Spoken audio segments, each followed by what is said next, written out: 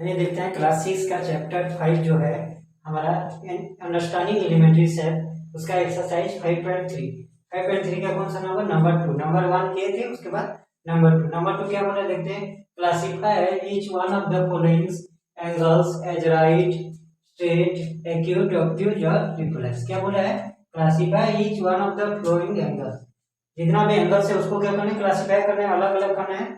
कौन सा एंगल को? एक राइट एंगल्स और straight angles, acute angle, obtuse angle और रिफ्लेक्स एंगल, सबको भाग करना है, अलग अलग करना है। पहले देखते हैं नंबर एक बोला है इस एंगल्स का नाम क्या है, मतलब कौन सा कितना एंगल्स है। सबसे पहले देख लेते हैं हम लोग इसका जो जो लाइन है तो उसका उसके साथ कोई लाइन परपेंडिकुलर है क्या, कोई लाइन लंब है क्या, कोई लाइन लंबाई है क्या, मतलब लंबाई का तो क्या वो एंगल हमारा 90 डिग्री होता है, राइट एंगल होता है। इसी लाइन से और एक तो लाइन अगर परपेंडिकुलर होगा उसको क्या बोलते हैं हम लोग 90 डिग्री। अगर ये लाइन से क्या, अगर ये लाइन से ये लाइन अगर परपेंडिकुलर रहता है, कोई भी लाइन से अगर अलग लाइन का परपेंडिकुलर ऑपोजिट साइड में परपेंडिकुलर रहता है तो वो लाइन उसका उसका जो एंगल बनता है वहाँ वो क्या बोलते हैं 90 डिग्री या राइट एंगल्स बोलते हैं। तो यहाँ ये लाइन को हम लोग देख लिए, इसके साथ ये लाइन क्या है? परपेंडिकुलर है क्या? नहीं है, तो उसका परपेंडिकुलर लाइन बना लेते हैं हम लोग इसके साथ, जिससे परपेंडिकुलर होगा। ये हो गया हमारा परपेंडिकुलर लाइन बन गया, ये हो गया हमारा परपेंडिकुलर। ये पूरा जो होता है हमारा कितना डिग्री होता है? 90 डिग्री होता है, राइट एंगल्स होता है। तो हम लोग क्या देखिए, ये जो उसके बाद जो रेखा है, लाइन है, ये जो लाइन है ये क्या है? 90 डिग्री से मतलब छोटा है। 90 डिग्री से कितना है? 90 डिग्री से इधर का जो लाइन है इसके इससे यदि बाहर होता है तो 90 डिग्री से ज्यादा होता है। अगर लाइन इधर रहता है तो 90 डिग्री से ज्यादा आता है, राइट एंगल से ज्यादा आता है, तो 90 डिग्री से छोटा है ये एंगल। ये जो लाइन है हमारा 90 डिग्री से भीतर तरफ है, तो इसको क्या करेंगे हम लोग? 90 डिग्री से छोटा एंगल से मतलब, तो इसको क्या बोलेंगे हम लोग? 90 डिग्री से जो भी एंगल्स 90 डिग्री से राइट एंगल से छोटा होता है उसको क्या बोलते हैं हम लोग? एक्यूट एंगल्स बोलते हैं। जो क्या बोला जाता है? न्यून कोण बोला जाता है। क्या बोला जाता है? न्यून कोण।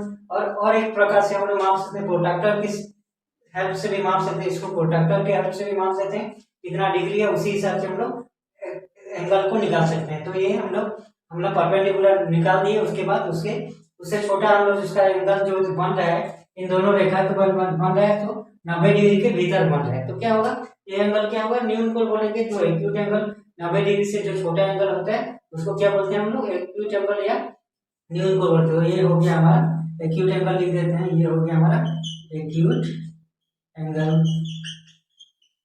अब नंबर भी क्या है? नंबर भी ये है, तो इसे कहा देते हैं वही परपेंडिकुलर लाइन पहले निकाल देते हैं।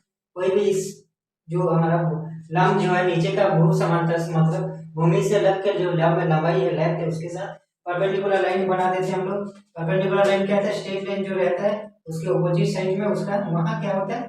90 डिग्री बनाता है, राइट एंगल्स बनाता है। परपेंडिकुलर लाइन जो है वो क्या कहते हैं? राइट एंगल्स बनाते हैं 90 डिग्री। तो यहाँ क्या देखिए, उसके बाहर में कोई रेखा है, मतलब बाहर में जो लाइन है वो बाहर में है, मतलब इसका जो लाइन है 90 डिग्री से बाहर है। हम लोग देख पा रहे हैं जो लाइन है इसका जो एंगल्स बन रहा है 90 डिग्री के बाहर में बन रहा है।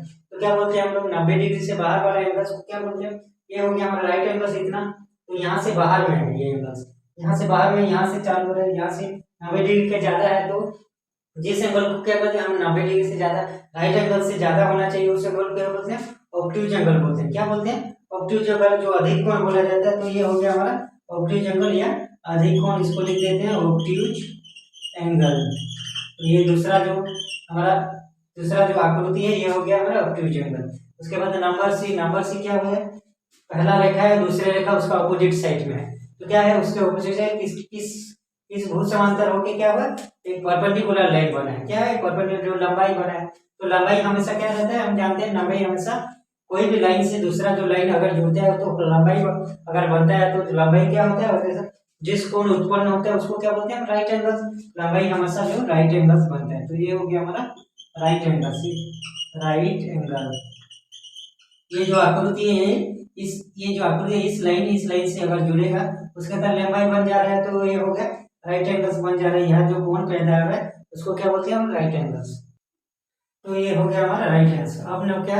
नंबर डी देखते हैं। ये जो आकृति है हमारा, तो यहाँ क्या बना है? बाहर का जो आकृति बना है इसका एंगल कौन सा है? है तो क्या हो रहा है? हम देख पा रहे हैं, मतलब यहाँ भीतर में दो एंगल बन रहा है, बाहर में एक एंगल बन रहा है और भीतर तरफ एक एंगल बन रहा है। तो इसका जो रेखा है, मतलब इसको अगर परपेंडिकुलर करेंगे, इसका अगर परपेंडिकुलर करेंगे तो ये हो जाएगा, ये हमारा उसका लंबाई का जो लाइन है ये हो गया। तो लंबाई का लाइन इधर का जो हमारा एंगल्स बन रहा है क्या 90 डिग्री से छोटा बन रहा है, इधर का एंगल जो बन रहा है एक्यूट एंगल बन रहा है, क्या बन रहा है एक्यूट एंगल बन रहा है, ये छोटा जो है 90 डिग्री से छोटा हो रहा है, राइट एंगल से छोटा है, तो इधर का ना एक्यूट एंगल बन रहा है। और एक तो अगर देखेंगे इस रेखा के साथ मिला के अगर हम लोग लाइन को आगे बढ़ाते हैं तो क्या होगा, इधर अगर बढ़ा दिए तो हम जानते हैं मतलब लाइन का जो रेखा है इधर इधर जो एंगल्स बना, कौन सा एंगल बना है, ये स्ट्रेट एंगल बना है। कौन सा एंगल बना है, स्ट्रेट एंगल। तो ये स्ट्रेट एंगल कितना होता है 180 डिग्री होता है। तो 180 डिग्री हो गया स्ट्रेट एंगल। और दूसरे तरफ भी करते तो पूरा करते तो क्या दोनों स्ट्रेट एंगल मिल जाता है, तो हमारा क्या होता है पूरा ये वन रिवोल्यूशन वन राउंड हो जाता है, जो पूरा रिफ्रेश एंगल बोला जाता है, पूरा 360 डिग्री हो जाता है। तो एक तरफ हो गया ये स्ट्रेट एंगल। अगर इसको आगे तरफ फिर बढ़ा रहे हैं, कहाँ तक जा रहे हैं, ये तक जा रहे हैं, इस रेखा तक जा रहा है ये। इसको ऐसे बढ़ाएंगे तो वहाँ स्ट्रेट एंगल से ज्यादा है, मतलब स्ट्रेट एंगल से ज्यादा है कोई भी एंगल जो है यहाँ से निकल के ऐसे यहाँ तक जा रहा है, यहाँ तक हमारा स्ट्रेट एंगल हो रहा है 180 डिग्री हो रहा है। तो इससे अगर ज्यादा होगा, स्ट्रेट एंगल से ज्यादा जो एंगल रहता है उसको क्या बोलते हैं हम लोग, रिप्लेस एंगल बोल सकते हैं। 180 डिग्री स्ट्रेट एंगल से कोई भी एंगल अगर ज्यादा रहे उसको क्या बोलते हैं हम लोग, रिप्लेस एंगल। तो ये हो गया नंबर डी क्या हमारा, रिप्लेस एंगल। इसको लिख देते हैं रिप्लेस एंगल।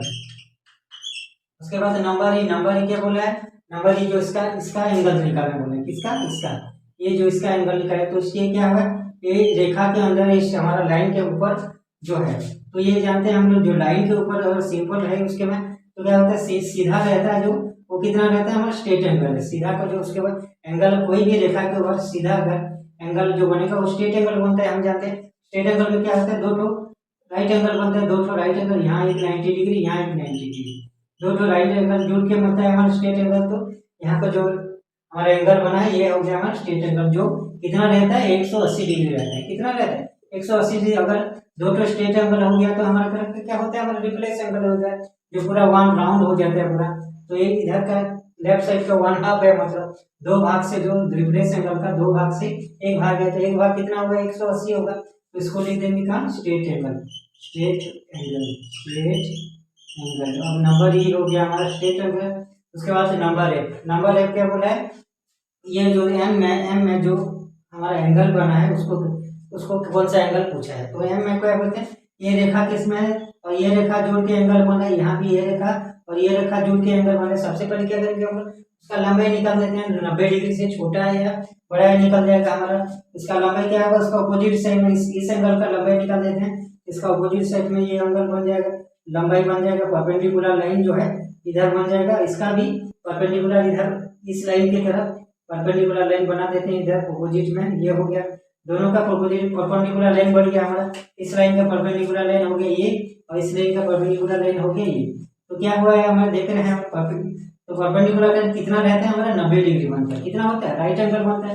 परपेंडिकुलर लाइन जो लंबाई बनता है कोई रेखा के ऊपर दूसरा अगर लाइन करते हैं वो परपेंडिकुलर अगर रहेगा तो उसके बाद उसका जो एंगल बनता है क्या कितना बनता है 90 डिग्री बनता है। तो क्या हुआ, ये जो एंगल बन गया क्या हुआ 90 डिग्री से छोटा है, 90 डिग्री से छोटा है। अगर ज्यादा होता तो यहाँ होता, इसका लाइन जो है अगर बाहर तरफ होता तो क्या होता हम लोग इसका एंगल जो है मतलब 90 डिग्री से ज्यादा होता है, मतलब तो ये 90 डिग्री से छोटा हो रहा है ये एंगल में, ये रेखा के जोड़ से 90 डिग्री से हमारा छोटा हो रहा है। तो ये भी क्या होगा 90 डिग्री से छोटा, जो एंगल 90 डिग्री से छोटा रहता है राइट एंगल से छोटा रहता है उसको क्या बोलते हैं हम लोग, एक्यूट एंगल, न्यून कोण बोलते हैं। तो ये दोनों एंगल भी क्या हो गए, दोनों एंगल क्या होगा एक्यूट एंगल या न्यून कोण हो गया, एक्यूट एंगल या न्यून कोण। जो न्यून कोण जो 90 डिग्री से या सम कोण से राइट एंगल से छोटा है।